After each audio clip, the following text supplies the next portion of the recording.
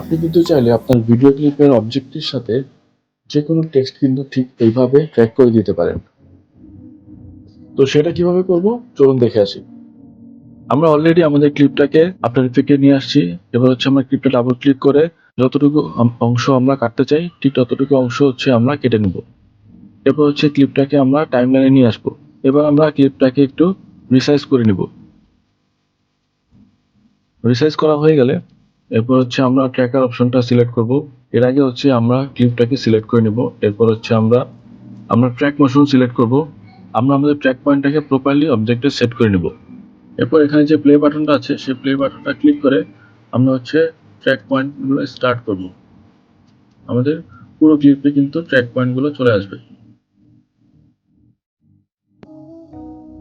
আমাদের ট্র্যাক পয়েন্টের কি ফ্রেমগুলো কিন্তু চলে আসছে। এবার আমরা একটা নাল অবজেক্ট নিব।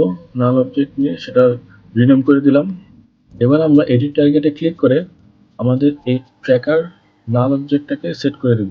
এখন যদি আমরা অ্যাপ্লাই করে দেই তাহলে এই নাল অবজেক্টটি কিন্তু আমার এই ট্র্যাকিং কি ফ্রেমগুলো সেট হয়ে যাবে। এখন আমরা একটু প্লে করে দেখতে পাচ্ছি যে আমার অবজেক্টটা মুভ করার সাথে সাথে আমার কিন্তু ট্র্যাক পয়েন্টটাও মুভ করতেছে। এখন আমি ট্যাগ টুলটা সিলেক্ট করে একটা টেক্সট লিখছি।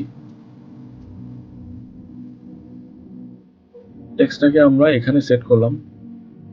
টেক্সটের সাইজটা একটু বড় করে দিলাম। এখন যদি আমরা প্লে করে দেখি তাহলে দেখতে পাচ্ছি যে আমার অবজেক্টটা মুভ করতেছে কিন্তু আমার টেক্সটটা কিন্তু যেখানে ছিল সেখানেই আছে। টেক্সটটা কিন্তু মুভ করতেছে না। তো টেক্সটটাকে মুভ করার জন্য আমরা আমাদের এই টেক্সটটাকে ট্র্যাকারের সাথে অ্যালাইন করে দিতে হবে। এখন কিন্তু আমাদের টেক্সটটা অবজেক্টের সাথে সাথে মুভ করতেছে। নতুন নতুন আমার ভিডিও পেতে চ্যানেলটি ফলো দিয়ে রাখবেন। দেখা হবে নেক্সট কোনো ভিডিওতে।